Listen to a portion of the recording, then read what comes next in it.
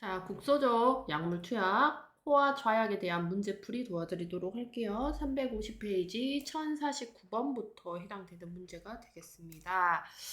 자, 1049번 보시면 코약을 점정할 때 옳은 방법이라고 되어 있네요.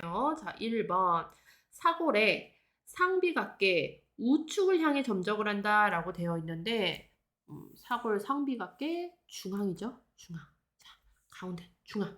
중앙을 향해 점적하셔야 되겠고 2번 사골동에 점적할 경우 머리를 과신전시킨 후 약간 머리를 옆으로 돌린 자세를 취한다라고 되어 있는데 자 지금 보시면 요 자세인데요. 우리가 체위 보셨죠? 체위는 앙화위로 눕히고 베개를 어깨 밑에 개어주어 머리가 침대에 닿게 한다. 쉽게 생각하면 머리를 뒤로 젖힌 자세라고 했어요.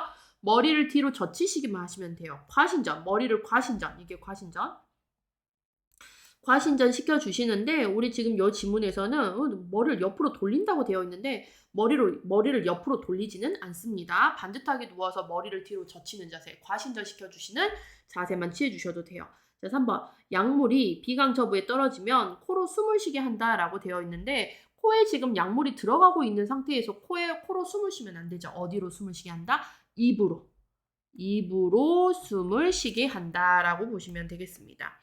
자, 그 다음에 4번 투약 후 20에서 30분간 그대로 누워있는다 라고 되어 있는데 5에서 10분 정도만 누워있으시면 돼요. 5에서 10분간 머리를 낮게 하는 자세, 머리를 뒤로 젖힌 자세를 해서 누워있으시면 돼요. 자, 5번 약을 다 넣을 때까지 삼키거나 들이마시지 않는다 라고 되어 있죠. 그래서 여기 보시면 약을 다 넣을 때까지 삼키지 말라고 환자에게 알려준다 라고 되어 있어요. 그래서 옳은 방법은 5번이 되겠습니다.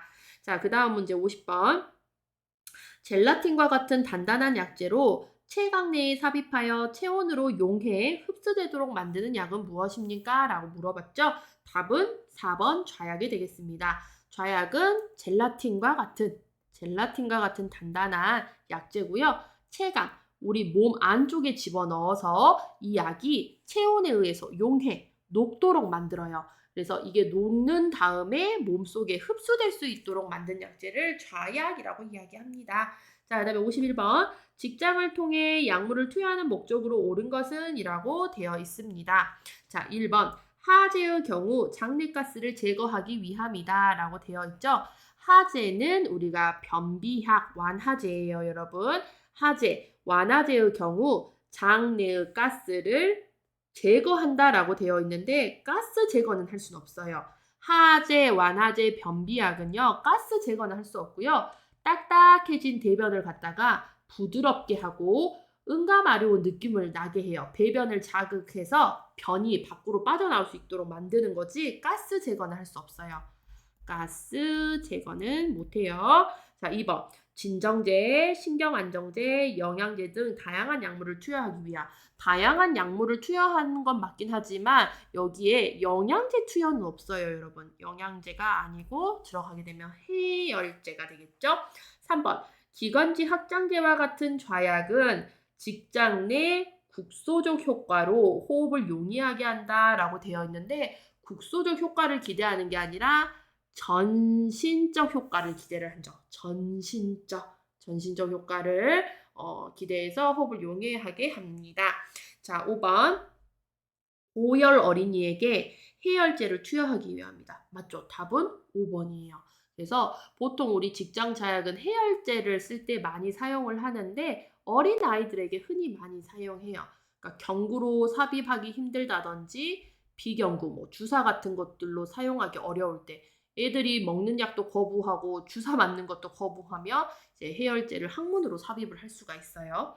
자, 그다음에 52번. 질의 약물을 투여하는 방법으로 옳은 것은? 이라고 되어 있습니다. 질에 넣는 거죠. 질좌약.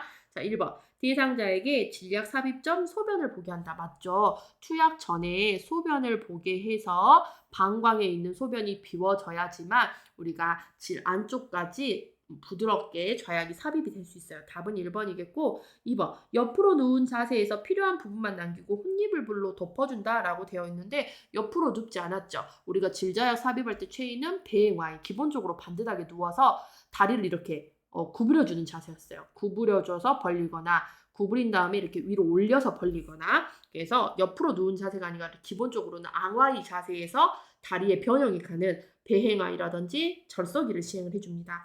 3번 쥐일자에게 둥근 끝 부분에 알코올을 발라주는 게 아니라 뭘 발라주죠 여러분? 윤활제, 부들부들하게 하기 위해서 윤활제를 발라주고 4번 약물 투여 후 1에서 2분 정도 둔부를 높이고 누워있는다.